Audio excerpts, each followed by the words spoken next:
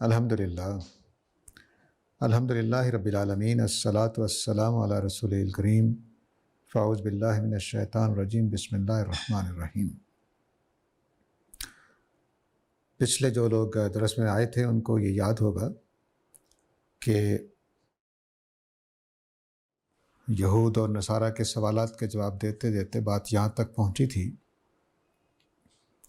کہ جو کھانے اللہ تعالیٰ نے حرام کیے ہیں قرآن مجید میں وہ مختلف کیوں ہیں، اور اس میں اللہ تعالیٰ نے تو حرام نہیں کیے تھے بلکہ حضرت یعقوب نے اپنے اوپر حرام کر لیے تھے تورات کے نازل ہونے سے پہلے۔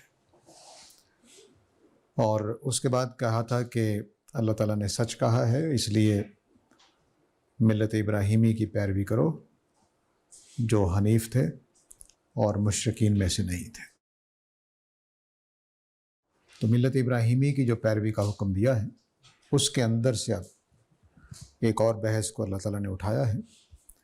وہ بحث یہ ہے کہ ملت ابراہیمی چیز کیا ہے۔ اہل کتاب کے لیے یہ بات ماننے کے لیے نہیں تھی، یعنی وہ اپنی تورات میں جو کچھ انہوں نے تبدیلیاں کر لی ہوئی تھیں یا جو ان کے پاس ہسٹری ملت ابراہیمی کی تھی اس میں اس کا تعلق مکہ معظمہ سے نہیں تھا۔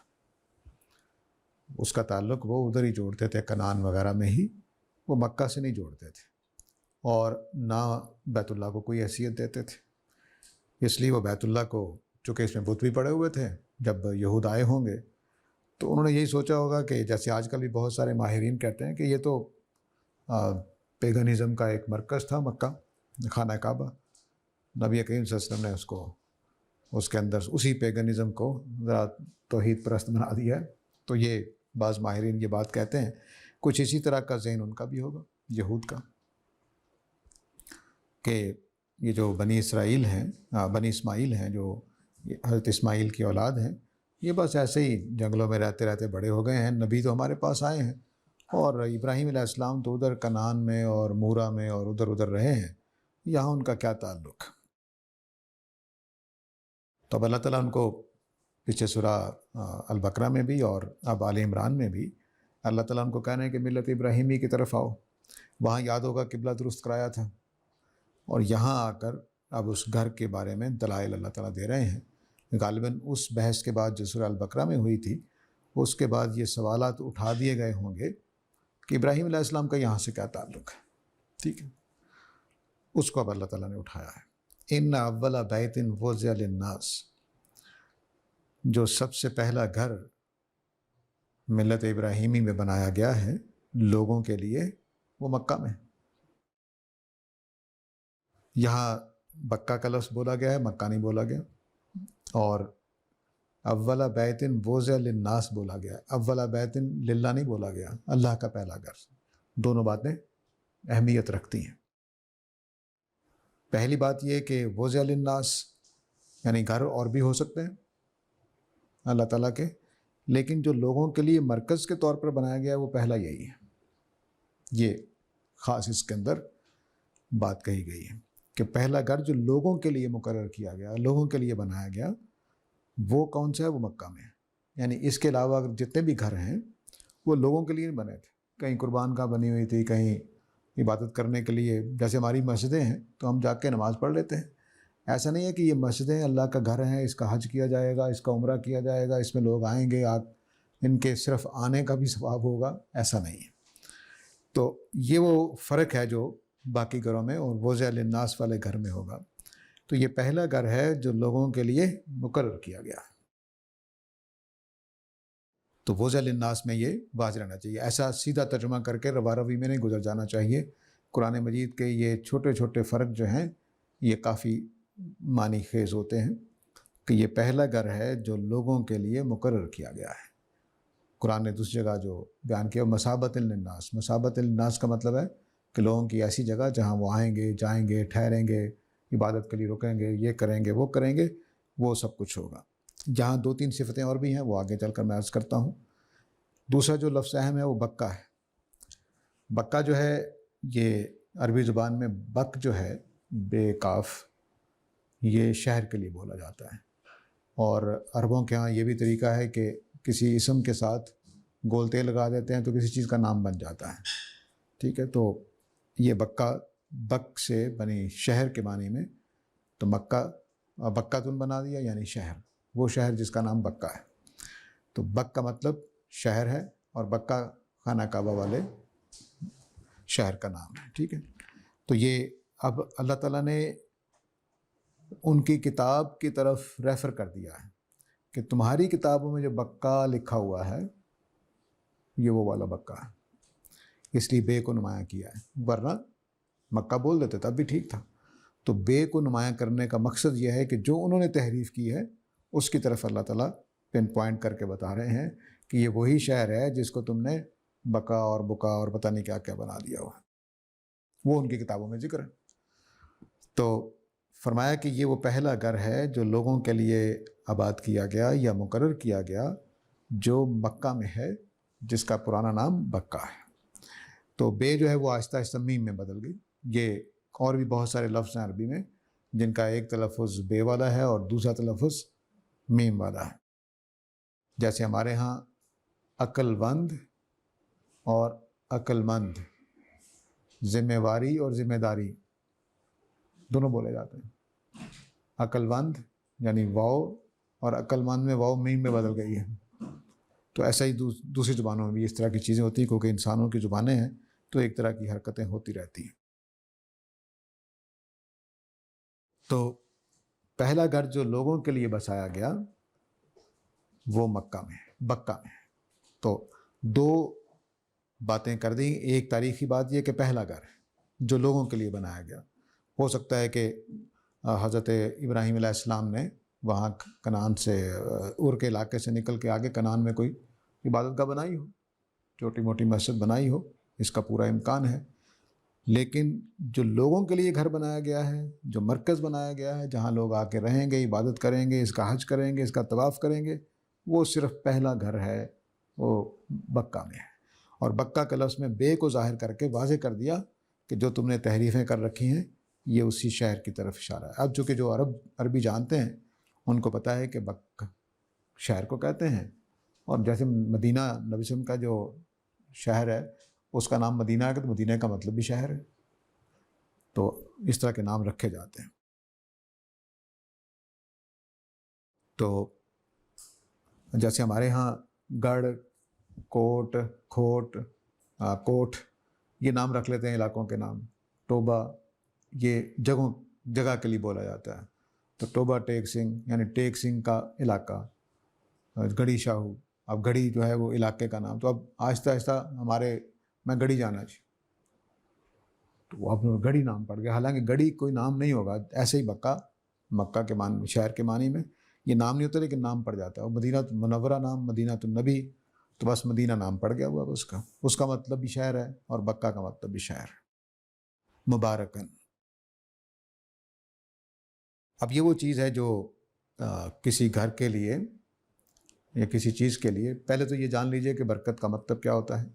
برکت کا مطلب یہ ہوتا ہے کہ خدا کا فضل عنایت آدمی پر نازل ہو. اور دوسرا برکت کا مطلب ہوتا ہے کہ وہ چیز بڑھ رہی ہے. جیسے ہم کہتے ہیں کھانے پر مہمان آ گئے لیکن کھانے میں برکت ڈال دی اللہ تعالیٰ نے. مطلب کیا کہ 2-4 لوگوں کا کھانا تھا، 4-5 کھا گئے تو برکت پڑ گئی، یعنی کھانا پورا آ گیا. تو اب یہ بھی مطلب ہوتا ہے برکت کا. لیکن ایک برکت کا مطلب ہے کہ یہ وہ جگہ ہے جہاں پہ لوگوں کے اوپر اللہ کی رحمت نازل ہوگی، لوگوں کے اوپر اللہ تعالیٰ کی طرف سے کوئی فیضان جاری ہوگا، ان کے گناہ دھلیں گے، ان کو یہاں سے ثواب سمیٹ کر جائیں گے. اور دوسرے معنی جو میں نے بتائے اس کے لحاظ سے یہ ہوگا کہ مثلا میری یہاں نماز کا ثواب ایک نماز کا ہے، مکہ میں جا کے 1,00,000 نمازوں کا ثواب ہو جائے گا. تو یہ بھی پہلو ہوتا ہے، برکت کے دونوں پہلو ہیں. تو اب برکت ہوئی کیسے، اس گھر میں کیا چیز ہے جس کی وجہ سے برکت ہوئی ہے، یہ دوسرا اہم مسئلہ ہے. اس میں غلطی نہیں کرنی چاہیے. میرے کسی جگہ کو بابرکت قرار دینے سے بابرکت نہیں ہوتی.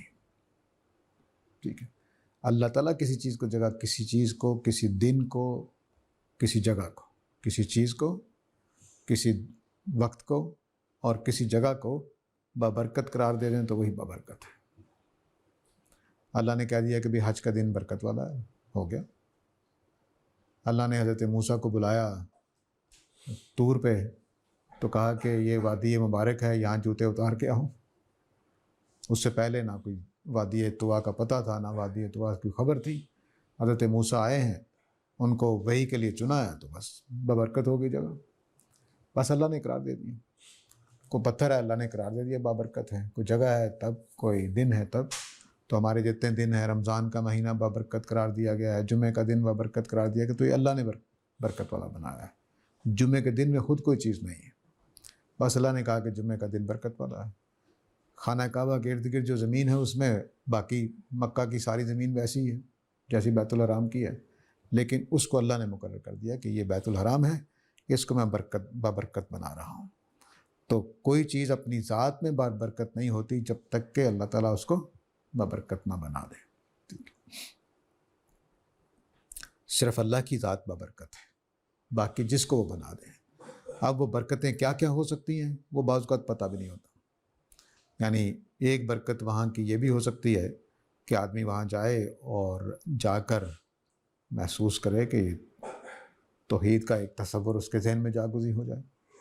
میرے کئی بریلوی جاننے والے جب وہاں گئے تو سب کچھ بھول گئے، کچھ یاد نہیں رہا کہ کیا کیا بزرگوں کو مانتے آ رہے ہیں۔ توحید اتنی زبردست طریقے سے ان پر طاری ہوئی کہ وہ اب یہ اللہ تعالیٰ کا فیضان ہو سکتا ہے کہ وہ اپنے گھر میں وہ مخلص تھے، اپنے اندر سے شرک چھوڑنا چاہتے تھے، لیکن جیسے ہی اس گھر کی ہیبت کا سامنا ہوا ہے تو وہ توحید پہ آ گئے۔ تو اب معلوم نہیں کیا کیا برکتیں، ہم موٹی موٹی برکتیں بتا سکتے ہیں جی، وہاں پہ اللہ کی رحمت نازل ہوتی ہے، وہاں ثواب چیزوں کا بڑھ جاتا ہے، وہاں آدمی کو اس گھر میں جانے سے ثواب حاصل ہوتا ہے، اس کے اندر کے گناہ دھل سکتے ہیں، توبہ زیادہ قبول ہو سکتی ہے، وغیرہ وغیرہ۔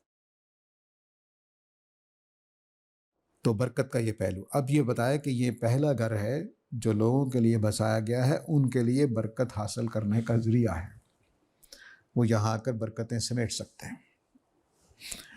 وَہُدًى لِلْعَالَمِينَ، اور باہر کے لوگوں کے لیے ہدایت کا سامان ہے۔ یہ للعالمین جو ہے بڑا دلچسپ لفظ ہے، اس کے عام طور سے جہانوں ترجمہ کر دیا جاتا ہے، جہانوں کے لیے ہدایت ہے۔ عالمین کا مطلب دراصل لوگ ہوتا ہے، دنیا ہوتا ہے۔ مثلا دنیا بگڑ گئی ہے تو دنیا بگڑنے کا مطلب یہ تھوڑا ہی تو زمین خراب ہو گئی ہے یا آسمان خراب ہو گیا۔ دنیا خراب ہونے کا مطلب ہے کہ لوگ بگڑ گئے، تو اس کا مطلب بھی دنیا بول کر مراد لوگ ہوتے ہیں۔ بولا دنیا جاتا ہے، جہان جاتا ہے، لیکن مراد دنیا والے ہوتے ہیں۔ دنیا بدل گئی ہے، دنیا خراب ہو گئی ہے، دنیا بڑی آگے نکل گئی ہے، تو یہ سارے مراد لوگ ہوتے ہیں۔ یہ نہیں کہ زمین آگے چلی گئی ہے یا آسمان آگے چلا گیا۔ تو ہدن للعالمین کا مطلب ہے کہ لوگوں کے لیے یہ ہدایت ہے۔ اب یہ جب اس طرح کے موقع پر بولا جائے تو اس میں اجنبی بھی مراد ہوتے ہیں۔ مثلا حضرت لوط کو ان کے لوگوں نے کہا، جب فرشتے آئے ہیں تو انہوں نے کہا کہ تم کیوں مجھے ذلیل رسوا کرنا چاہتے ہو؟ یہ فرشتے مردوں کی شکل میں آئے تھے تو وہ مردوں کے ساتھ بدکاری کے شوقین تھے، تو انہوں نے فرشتوں کو دیکھ کے تو لوط بڑے گھبرائے بیچارے، پریشان ہوئے، انہوں نے بڑے ترلے منتے کیے کہ چھوڑ دو۔ تو انہوں نے ایک جملہ بولا ہے، قرآن نے کوٹ کیا ہے، الم ننہا کا عن العالمین، کیا ہم نے یہاں بیگانے لوگوں کو آنے سے نہیں روکا تھا کہ یہاں اگر مرد آئیں گے تو ہم ان کے ساتھ یہی کریں گے؟ آپ کو روکا تھا نا ہم نے، اب آ گئے ہیں تو ہمارے روکنے کی وجہ سے آپ باز نہیں آئے۔ لوگ آپ کے پاس بہت زیادہ اللہ کے رسول تھے تو اجنبی لوگ آتے ہوں گے ارد گرد کی بستیوں سے، جا کر ہدایت قبول کریں یا کچھ کریں۔ تو انہوں نے کہا کہ کیا ہم نے تمہیں عالمین کے آنے سے نہیں روکا تھا کہ وہ نہیں آیا کریں یہاں پر؟ تو اب یہ مطلب یہ ہے کہ مکہ کو ہم نے بنایا تاکہ ارد گرد کے لوگ، مکہ والے خود، یہود، نصارہ، یہاں آ کر ہدایت حاصل کریں۔ کوئی گھر ہدایت کیسے ہو سکتا ہے؟ ایک پہلو سے تو بالکل واضح ہے، یعنی جو حج کرنے والے ہیں، جو عمرہ کرنے والے ہیں، وہ وہاں جا کر سیکھتے ہیں کہ حج کیسے کرنا ہے، عمرہ کیسے کرنا ہے۔ یعنی کتابوں میں پڑھ کے تو آپ نہیں جان سکتے، تو وہاں جاتے ہیں، لوگوں کی رہنمائی میں آپ سیکھتے ہیں کہ اچھا مناسک کیا ہیں۔ تو مناسک کے اعتبار سے وہ مرکز ہدایت ہے، توحید کا مرکز ہے۔ اور مولانا فراہی نے ایک جملہ لکھا ہے کہ مکہ نے ہمیشہ مشرکین کو دھکیلا ہے، اور اگر کہیں قبضہ کر لیا اس کے اوپر زبردستی انہوں نے، تو پھر بھی وہ اپنا چراغ جلائے رکھتا ہے۔ تو یہ توحید کا ایک مرکز ہے، وہاں پہ یہ چیزیں ہوتی رہتی ہیں۔ اب یہ پہلی دلیل اللہ تعالیٰ نے یہ دی کہ تم ملت ابراہیمی پہ آ جاؤ، تو ملت ابراہیمی وہی ہے جو مکہ والے کہہ رہے ہیں، جو محمد عربی صلی اللہ علیہ وسلم اب کہہ رہے ہیں، وہی ہے۔ اور تم یہ خیال نہ کرو کہ مکہ کے ساتھ ابراہیم کا کوئی تعلق نہیں ہے، نہیں، ابراہیم علیہ السلام نے جو پہلا گھر بنایا تھا ملت ابراہیمی میں، وہ یہی تھا، مکہ ہی میں تھا، وہ کہیں دور نہیں تھا، وہ مکہ ہی میں تھا۔ اور یہ اس کی جو مکہ کا لفظ ہے اور غوزہ للناس کا فرق ہے وہ میں نے بیان کر دیا۔ فیہ آیات بینات،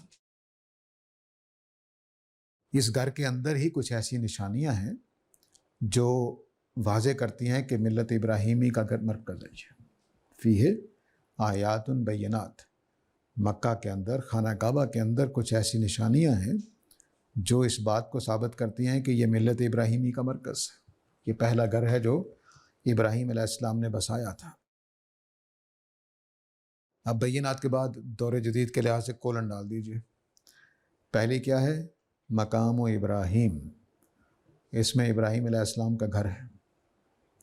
مقام ابراہیم آج کل اس پتھر کو کہتے ہیں جو وہاں نصب ہے، وہ نشانی ہے اس بات کی کہ ابراہیم علیہ السلام کا گھر یہاں پر تھا، اور اس کی علامت کے طور پر وہاں پتھر ایک رکھ دیا گیا ہے۔ تو مقام کا مطلب رہنے کی جگہ ہوتی ہے، تو خانہ کعبہ کے پاس ہی ابراہیم علیہ السلام کا گھر تھا۔ تو اللہ تعالیٰ بتا رہے ہیں کہ ابراہیم علیہ السلام کے ساتھ اس گھر کی نسبت ہونے کا ثبوت عربوں کی اس تاریخ میں ہے کہ وہ صدیوں سے کہتے چلے آ رہے ہیں تواتر کے ساتھ کہ یہ ابراہیم علیہ السلام کے رہنے کی جگہ ہے۔ تو اس تاریخی ثبوت کو کیسے مٹاؤ گے؟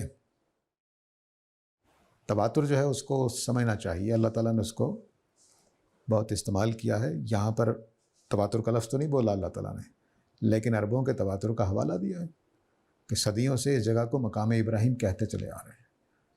جو لوگ ابراہیم سے واقف نہیں ہوں گے، ابراہیم کا یہاں گھر نہیں ہوگا، تو یہ کیسے کہہ سکتے ہیں کہ ابراہیم علیہ السلام کا گھر یہاں پہ ہے؟ کہہ ہی نہیں سکتے۔ مثلا ہندوستانیوں نے تو نہیں بنایا ابراہیم کا گھر، ٹھیک ہے، کیوں نہیں بنایا؟ کیونکہ یہاں آئے نہیں۔ تو یہ وہ پہلی دلیل دی ہے کہ اللہ کے پہلا گھر ہونے کی جو ابراہیم علیہ السلام نے بنایا، اس کی پہلی نشانی یہ ہے۔ فیہ آیات، اس میں دو ٹوک نشانیاں موجود ہیں۔ بینات کا مطلب وہ باتیں ہوتی ہیں جو بالکل لاجواب کر دیں، تو اس میں لاجواب کر دینے والی نشانیاں ہیں۔ پہلی نشانی کیا ہے؟ اس میں مقام ابراہیم ہے۔ تو مثال کے طور پر ہندوستان میں محمد بن قاسم کا مقبرہ بنا ہو اور اس کے اوپر لکھ رکھا ہو، ساری دنیا کو معلوم ہو کہ یہ محمد بن قاسم کا مقبرہ ہے، اور اب کوئی آدمی انکار کرے کہ محمد بن قاسم کا کیا تعلق ہندوستان سے، تو ہم اس کو بتائیں گے کہ دیکھو یہاں پر ان کی گھر موجود تھا، یا ان کی قبر موجود ہے، یا لوگ اس کو مانتے چلے آ رہے ہیں۔ تو اس طرح کی بات ہے، لیکن اس کے ساتھ تواتر ہے، جو عربوں کا تواتر ہے وہ ساتھ موجود ہے۔ دوسری چیز، ومن داخلہ کانا آمنا، جو اس میں داخل ہوتا ہے وہ امن میں آ جاتا ہے۔ یہ بہت بڑی دلیل ہے، لیکن جو ہمارے زمانے کا ذہن جو ہے وہ ہم نے خراب کر لیا ہے سائنس کی وجہ سے، وہ چند دلیلوں کو مانتے ہیں جو سائنسی ہوتی ہیں، باقی دلیلوں کو مانتے نہیں۔ مثلا اگر کسی کو ہسٹوریکل ایویڈنس دیا جائے تو کہتے ہیں یہ تو باتیں یہ کہانیاں ہیں۔ بھئی ہسٹوریکل ایویڈنسز ہوتے ہیں، کچھ اس طرح کی، وہ بھی عقلی دلائل ہوتے ہیں، وہ کوئی چھوٹی چیزیں نہیں ہوتی۔ لیکن ہمارے زمانے میں اب یہی ہے کہ بھائی سائنسی معیار پر، لاجک پر پورا اترے تو ہم مانیں گے، وہ چیز لازم نہیں ہوتی۔ تو اب اللہ تعالیٰ کہہ رہے ہیں من دخلہ کانا آمنا، یہ اجڑ عرب، یہ غارت گری کرنے والے، یہ ایک دوسرے کو مار دھاڑ کرنے والے، یہ اتنے نیک کیسے ہو سکتے ہیں کہ خانہ کعبہ میں جو آئے اس کو امن حاصل ہو جائے؟ اس کا مطلب یہ ہے کہ یہ کوئی بڑی ذات کی طرف سے حکم آیا ہوا ہے۔ کسی ایک جگہ سے حکم آیا ہوا ہے۔ وہ سورہ حج میں جا کے اللہ تعالیٰ واضح کریں گے مزید اس بات کو کہ اس میں ابراہیم علیہ السلام نے جب یہ کہا کہ اس میں امن قائم رہے گا، اس میں 3 مہینے حرام 4 مہینے حرام ہے پورے سال میں، وہ سارا جو نظام ہے وہ بتا رہا ہے کہ یہ غارت گر قسم کے قبیلے ایسا نہیں کر سکتے۔ یہ دوسری نشانی ہے۔ تیسری نشانی کیا ہے؟ وَلِلَّهِ عَلَى النَّاسِ حَجُّ الْبَيْتِ مَنِ اسْتَطَاعَ إِلَيْهِ سَبِيلًا، اس میں جس کی استطاعت ہو اس پر حج مقرر کیا گیا ہے اللہ کے لیے۔ یہاں پر اب دلیل کیا ہے؟ دیکھیے قرآن مجید ایک لفظ بولے گا تو معنی خراب ہو جائیں گے اگر ہم اس کو چھوڑ دیں گے۔ حج دلیل نہیں ہے کہ اس میں حج ہوتا ہے، اللہ کے لیے حج ہوتا ہے۔ تو جو بت پرست قوم ہے جس کو تم مشرکین کہہ رہے ہو، انہوں نے اللہ کے لیے حج کیسے مقرر کر سکتے ہیں؟ اس اللہ کے لیے جس اللہ کو تم بھی مانتے ہو۔ تو اس کا مطلب ہے کہ جس ابراہیم کا تم سے تعلق ہے اسی ابراہیم کا یہاں بھی تعلق ہے۔ جس خدا کی دعوت ابراہیم نے تمہیں دے رکھی ہے اسی خدا کی دعوت ابراہیم علیہ السلام نے مکہ والوں کو دے رکھی ہے۔ وَلِلَّهِ عَلَى النَّاسِ حِجُّ الْبَيْتِ، یہ ہے سٹریس للہ پہ اوپر ہے۔ جو توجہ دلانے چاہتے ہیں اللہ تعالیٰ وہ یہ ہے کہ اللہ کے لیے حج ہو رہا ہے یہاں پر، کسی لات کے لیے، کسی عزا کے لیے، کسی اور دیوتا کے لیے نہیں ہو رہا۔ بت پڑے ہوئے ہیں خانہ کعبہ میں، لیکن حج کس کا ہوتا ہے؟ للہ، اللہ کا ہوتا ہے۔ تو یہ اس بات کی دلیل ہے کہ یہ اللہ ہی کا گھر تھا۔ بت بعد میں رکھے گئے، اس کی تاریخ بھی ہمیں معلوم ہے کیسے رکھے گئے۔ تو اب 3 دلیلیں اللہ تعالیٰ نے دی ہیں۔ ایک یہ کہ ابراہیم علیہ السلام کا گھر یہاں پر تھا، یہ عربوں کے تواتر سے ثابت ہے۔ دوسرا بات یہ کہ ابراہیم علیہ السلام ہی امن والے ہو سکتے ہیں، یہ بدو تو نہیں ہو سکتے ہیں۔ تو امن قائم ہے یہاں پر اس گھر کے لحاظ سے، تو یہ بھی اللہ کی طرف سے ہونے کی نشانی ہے۔ اور حج ہو رہا ہے تو بتوں کا نہیں ہو رہا، وہ اللہ کا ہو رہا ہے۔ اور اس میں اللہ کی طرف سے ہونے کے 2 نشانیاں اور بھی ہیں۔ حج اللہ کے لیے ہونے کی 2 نشانیاں اور بھی ہیں۔ ایک یہ کہ البیت کا حج یہ اجنبی تصور ہے، یعنی تمام مذاہب میں آپ دیکھیے تو لوگ مزاروں پہ جاتے ہیں، یہ کرتے ہیں وہ کرتے ہیں، یاترائیں بھی کرتے ہیں، سب کچھ کرتے ہیں، لیکن وہاں بت ہوتے ہیں۔ تمام مذاہب کو اٹھا کر دیکھ لیجیے کہ وہاں یاترا گھر کی نہیں ہوتی، وہاں رکھے ہوئے دیوتاؤں کی ہوتی ہے، روحوں کی ہوتی ہے۔ تو آپ سارے ہندوستان کے مذاہب اٹھا کر دیکھیں، وہ کسی مندر میں جا رہے ہوتے ہیں کسی دیوتا کی وجہ سے کہ یہ وہاں اس کی روح آتی ہے، یا وہاں وہ بیٹھتا ہے، یا اس کا یہ گھر ہے۔ ہمارے اپنے مسلمانوں نے جو مزار بنائے ہیں وہ لوگوں کے لیے جاتے ہیں۔ بس ہمارا لاہور کا جو داتا دربار ہے اس کی کوئی حیثیت نہیں ہے اگر داتا صاحب وہاں دفن نہ ہوں، یا ہے کوئی؟ نہیں۔ عبداللطیف بٹائی کے مزار میں سے عبداللطیف بٹائی کو نکال دی تو اس جگہ کی کیا اہمیت؟ کچھ نہیں۔ تو جتنے مذاہب ہیں ان میں گھر کا حج نہیں ہوتا، دیوتا کے پاس جاتے ہیں، دیوتا کے مزار آستانے پہ جاتے ہیں۔ تو ان کے لیے صحیح لفظ آستانہ ہے، ٹھیک ہے؟ تو ہم آستانے پہ جاتے ہیں جہاں کسی بزرگ کی یا کسی دیوتا کی جگہ ہوتی ہے، خواہ وہ قبر ہو یا کچھ۔ تو یہاں اللہ تعالیٰ کہہ رہے ہیں کہ حج البیت ہے، کوئی دیوتا تیرے پاس نہیں ہے۔ یہ دلیل ہے اس بات کی کہ یہ نہایت بتوں سے بچا ہوا مذہب ہے، اللہ کے لیے ہو رہا ہے لیکن کس کا؟ گھر کا حج ہو رہا ہے۔ دوسری دلیل من استطاع الیہ سبیلا، یہ صرف اللہ کی شریعت میں ہوتا ہے کہ استطاعت کے لحاظ سے اللہ تعالیٰ شریعت مقرر کرتے ہیں۔ بتوں کے دین میں ایسا نہیں ہوتا، انسانوں کے بنائے ہوئے دین میں ایسا نہیں ہوتا۔ ذرا براہمنوں کی سختیاں اگر آپ کبھی پڑھنا چاہیں تو پڑھ سکتے ہیں، ہندو مذہب میں کیا ہوتی ہیں۔ وہ آدمی کی استطاعت نہیں دیکھتے، بس تم نے کرنا ہے۔ مہاجن جس طرح سے ہوتے ہیں اسی طرح سے مذہبی پروہت ہوتے ہیں، مذہب کے بانی اس طرح کے ہوتے ہیں، بس ہر صورت میں تم نے یہ کرنا۔ جتنے باطل مذاہب ہیں ان کو اٹھا کر دیکھ لیجیے، وہ یہی کریں گے، آپ کے اوپر ایسی پابندیاں لگائیں گے۔ تب یہ ایک ایک لفظ یہاں پہ دلیل کے لیے آیا ہے۔ دلیلیں 3 ہیں۔ ایک یہ کہ ابراہیم علیہ السلام کا گھر ہے یہاں پر، دوسرا یہ کہ یمن والی جگہ ہے، یہ انسانوں کے بس کی بات نہیں ہے کہ اس طرح کا امن قائم کر سکیں، اور تیسری دلیل یہ کہ اللہ کا حج ہوتا ہے، لیکن اس کے اندر بھی 2 نشانیاں مزید رکھنی ہیں، ورنہ وَلِلَّهِ عَلَى النَّاسِ حَجُّ الْبَيْتِ کافی تھا۔ تو بیت کا ذکر کر کے اور من استطاع الیہ سبیلا کا ذکر کر کے بتا دیا کہ یہ اس حکیم اور دانا خدا کی شریعت ہے جس کی شریعت میں لوگوں کے حالات کا خیال رکھا جاتا ہے۔ آپ ساری مذاہب کی شریعتیں اٹھا کر دیکھیں، اس میں کبھی آپ کو یہ بحث نظر نہیں آئے گی کہ انسانوں کی مصلحت کے لیے دین کا فتویٰ نرم ہو سکتا ہے۔ ہماری فقہ بھری ہوئی ہے، بلکہ اتنا غالب آ گیا کہ بعد میں شریعت مدفون کر دی ہم نے اور صرف مصلحت رہ گئی۔ تو یہ ہے وہ۔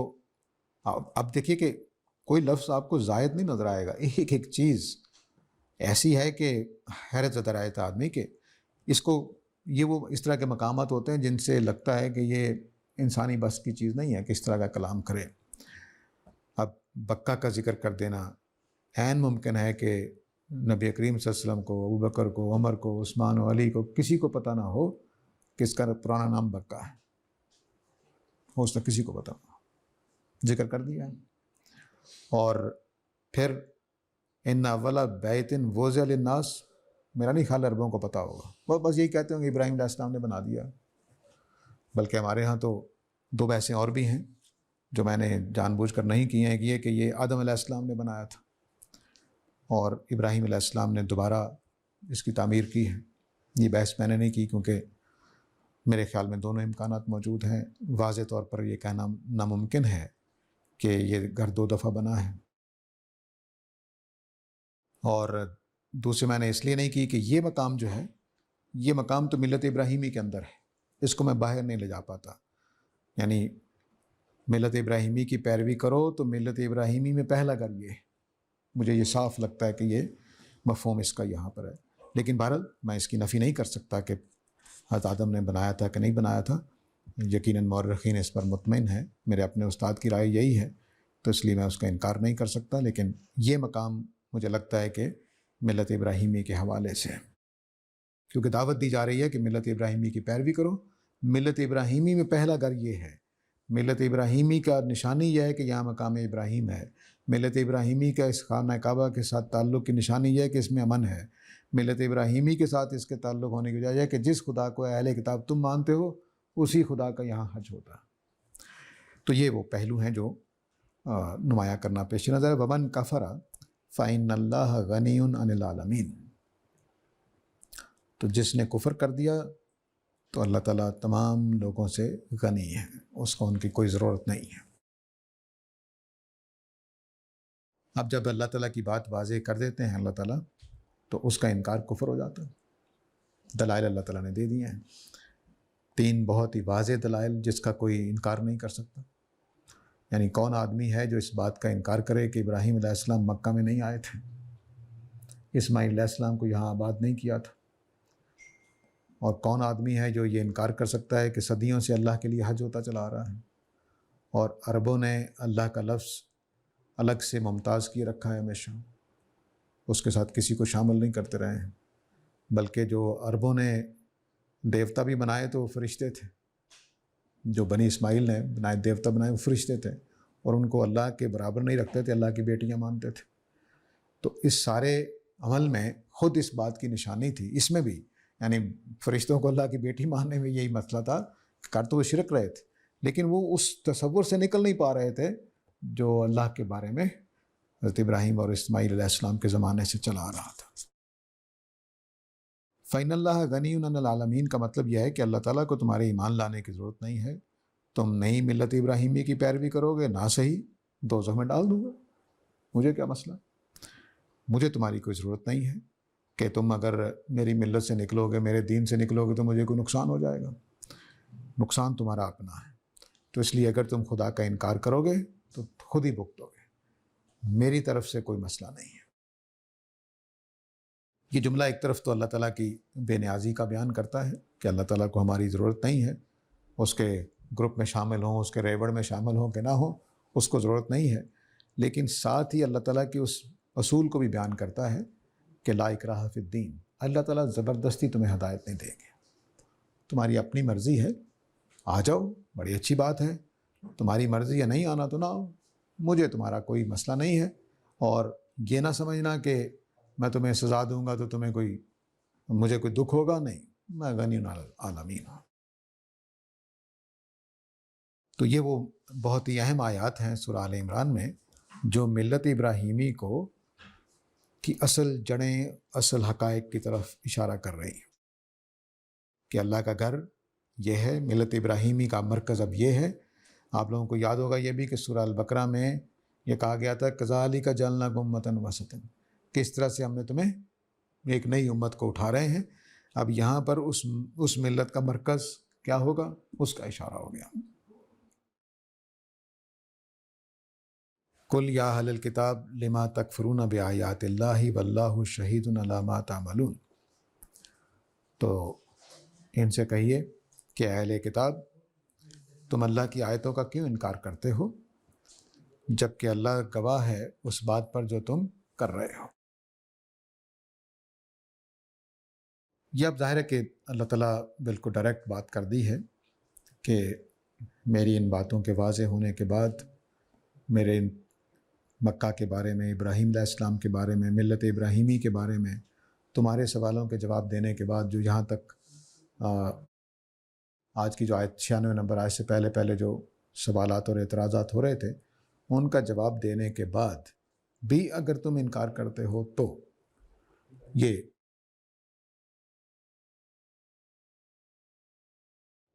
اب یہ فرمایا کہ تم کیوں انکار کرتے ہو۔ کیوں انکار کرتے ہو یہ سوال وجہ پوچھنے کے لیے نہیں ہوتا، سوال پوچھنے کے لیے بھی ہوتے ہیں لیکن سوال روکنے کے لیے بھی ہوتے ہیں، طنز کے لیے بھی ہوتے ہیں، تعریض کے لیے بھی ہوتے ہیں۔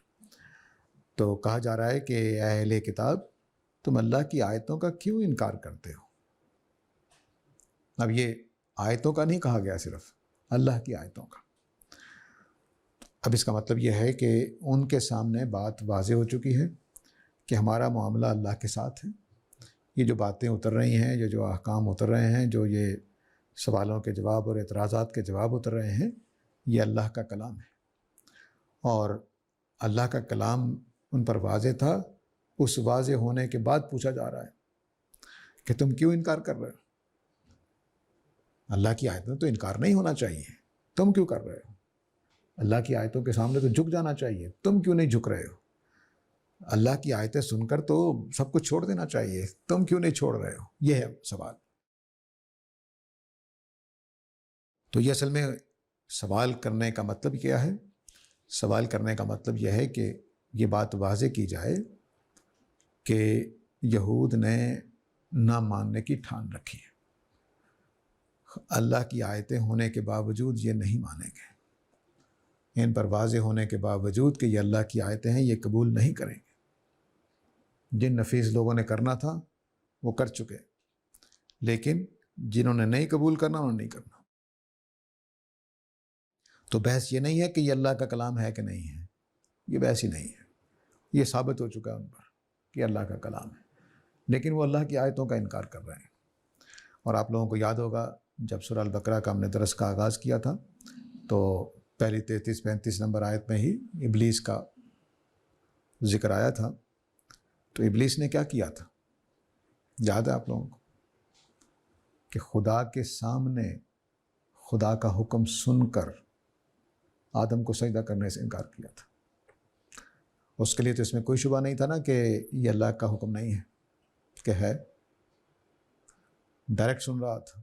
تو کیا کیا تھا اس نے؟ نہیں مانا تھا، بلکہ آگے بڑھ کر اس نے کہا کہ اللہ آپ نے مجھے اغوا کیا ہے،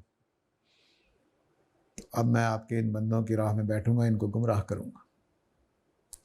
تو جب آدمی جن ہو یا انسان ہو اس ضد میں آ جائے کہ میں نے نہیں ماننا، وہ ضد کسی وجہ سے بھی ہو سکتی ہے، اس کی تکبر کی وجہ سے تھی ضد کہ میں آگ سے بنا ہوں، یہ مٹی سے بنا ہے، اور ان کی ضد کیا ہے وہ میں نے پچھلی دفعہ بڑی تفصیل سے بات کی تھی کہ ان کے پاس جو مقام مرتبہ تھا، جو سرداری علمی دنیا میں حاصل تھی، دینی دنیا میں سرداری حاصل تھی، پورے عربوں میں یہ صاحب علم مانے جاتے تھے، پورے عربوں میں ان کے ساتھ لوگ فتوے پوچھنے آتے تھے، میں نے پچھلی دفعہ تفصیل کی تھی۔ تو یہ سارے کے سارے لوگ اس بلند مقام پہ بیٹھے ہوئے تھے، اس بلند مقام سے اترنا ان کو گوارا نہیں تھا، جس کو قرآن نے سمن قلیلہ بھی کہا ہے۔ تو اس سمن قلیل کو چھوڑنے کو تیار نہیں تھے۔ تو اللہ تعالیٰ دراصل ان کے اس باطن کی طرف اشارہ کر رہے ہیں کہ تم سمن قلیل کی وجہ سے آیتوں کو نہیں مان رہے، اپنی مشیخت کو چھوڑنے کو تیار نہیں ہو، اس وجہ سے اللہ کی آیتوں کو نہیں مان رہے ہو۔ تو یہ وہ پہلو سارے اللہ تعالیٰ ایک سوال کے اندر کر رہے ہیں۔ سوالوں کی یہ بلاغت جو ہوتی ہے یہ موقع محل میں بہت زیادہ ہوتی ہے۔ یعنی جب یہ جملہ اترا ہوگا قل یا اہل الکتاب لما تکفرون بآیات اللہ، تو یہود کے دلوں میں آگ لگی ہوگی، صحابہ کے دلوں میں اطمینان پیدا ہوا ہوگا کہ اچھا، وہ سوچ رہے ہوں گے ہم پکڑے گئے کہ اللہ کو پتہ ہے کہ ہم آیتوں کو جانتے ہیں۔ پیچھے بات گزر چکی ہے، آپ لوگوں کو یاد ہوگا، پچھلے سے پچھلے درس میں ہم نے بات کی تھی کہ یہ ایمان لائے پھر کفر کیا، حالانکہ گواہی دے رہے ہیں کہ یہ اللہ کے سچے رسول ہیں۔ ٹھیک ہے، یہ وہی بات ہے، لما تکفرون بآیات، اتنی بات واضح ہونے کے باوجود تم کیوں نہیں مان رہے ہو؟ واللہ شہید علی ما تعملون، اس کے باوجود کہ جو کچھ تم کر رہے ہو اللہ تعالیٰ اس کو دیکھ رہا ہے۔ یعنی تمہیں یہ بھی معلوم ہے کہ اللہ کے علم میں ہے جو کچھ ہو رہا ہے، جو کچھ ہم کر رہے ہیں اس سے اللہ تعالیٰ اچھی طرح آگاہ ہے، لیکن تم کیوں نہیں مان رہے ہو؟ آگے فرمائے کل یا اہل الکتاب، دوسرا سوال جوڑ دیا، ان سے کہو اہل کتاب لما تصدون عن سبیل اللہ من آمن، کہ تم جو ایمان لے آئے ہیں ان کو بھی کیوں اللہ کے راستے سے روکتے ہو؟ آگے وجہ بتا دی، تبغونہا عوجا، تم چاہتے ہو کہ اللہ کے سیدھے راستے کو ٹیڑھا کر دو، اس کو خراب کر دو۔ تو اب جو اندر کا خبث ہے وہ اللہ تعالیٰ نے کھول کے رکھ دیا ہے۔ تو ابلیس کیوں تڑپ رہا تھا، اس نے بیان کر دیا پھر کہ میں اس لیے کہ میں تیرے بندوں کے راستے میں بیٹھوں گا، ان کو سبز باغ دکھاؤں گا، ان کو گمراہ کروں گا، دنیا کی نعمتیں ان کے لیے سجا بنا کر پیش کروں گا۔ تو یہود کیا کر رہے ہیں؟ تو بالکل اگر آپ کو وہ قصہ یاد ہے تو وہ دونوں چیزیں یہاں پر موجود ہیں۔ ایک یہ کہ وہ اللہ کی آیتوں کو نہیں مان رہے واضح ہونے کے باوجود، پیچھے بتایا کہ وشاہد ان الرسول حق، یہ گواہی دیتے ہیں، دلوں کے اندر واضح ہے کہ یہ رسول سچے نہیں مان رہے۔ تو اب یہاں ان پر بات واضح ہے کہ اللہ تعالیٰ کی آیتیں ہیں لیکن نہیں مان رہے ہیں، اور یہ کس لیے مومنین کا راستہ روک رہے ہیں؟ تبغونہا عوجا، کہ وہ ابلیس کا کردار ادا کرنا چاہتے ہیں کہ لوگوں کو گمراہ کریں، لوگوں کو راستے سے ہٹائیں۔ پیچھے مقصد کیا ہے؟ اس کا پیچھے مقصد تکبر تھا، ان کا پیچھے کیا ہے؟ سمنن قلیلہ، کہ ہمیں دنیا میں جو سرداری ملی ہوئی ہے مذہبی میدان میں وہ ہم سے چھینی نہ جائے۔ یہ اللہ تعالیٰ جو داستان یہاں سنا رہے ہیں تو اس کا مقصد صرف یہ نہیں ہے کہ یہود کی غلطی بتانی ہے، ہمارے لیے بھی آئینہ ہے، ہم ان سے کسی اعتبار سے پیچھے نہیں ہیں ان چیزوں میں، یہی کچھ کرتے ہیں، اپنے تکبر کی خاطر سب بغارت کر دیتے ہیں، اپنے فرقے کی خاطر اسلام بھی گیا، قرآن بھی گیا، کوئی پرواہ نہیں ہوتی، ہم بھی یہی کرتے ہیں۔ تو ہم بھی تبغونہا عوجا، ہم میں اکثریت جو ہے وہ راستے خراب کرنے پر لگی ہوئی ہے۔ بتائیں بھی بھائی یہ بات قرآن کے خلاف ہے، اور تمہارا قرآن کوئی اور ہوگا، ہمارا قرآن اور ہے۔ کیوں؟ کیونکہ میرا اپنا فرقہ خراب ہو رہا ہے، میرا اپنا کوئی مقصد پورا نہیں ہو رہا، میں نیچے ہو جاؤں گا، میں مان لوں کہ بریلوی ٹھیک ہے، میں مان لوں کہ اہل حدیث ٹھیک ہے، میں مان لوں کہ دیوبندی ٹھیک ہے، یہ نہیں ہو سکتا، یہ کیسے ممکن ہے؟ تو یہ وہ وجہ ہے جس کی وجہ سے وہ بھی خراب کر رہے تھے، ہم بھی۔ قرآن نے اس کو دوسرے لفظوں میں بغین بینہم، یہ ایک دوسرے کی ضد میں نہیں بات کو مانتے۔ تو وَأَنْتُمْ شُهَدَاء، اور یہ تم راستہ خراب کر رہے ہو، مومنین کو روک رہے ہو، جب کہ تم گواہ ہو اس بات کے کہ راستہ یہی صحیح ہے، حق بات یہی ہے، محمد صلی اللہ علیہ وسلم سچے ہیں، خانہ کعبہ یہاں موجود ہے، یہ ابراہیم نے بنایا تھا، اس کے اندر وہ یہاں رہتے بھی رہے ہیں، اس میں اللہ ہی کا حج ہو رہا ہے، یہ سب باتیں ٹھیک ہیں لیکن ہم مانیں گے نہیں۔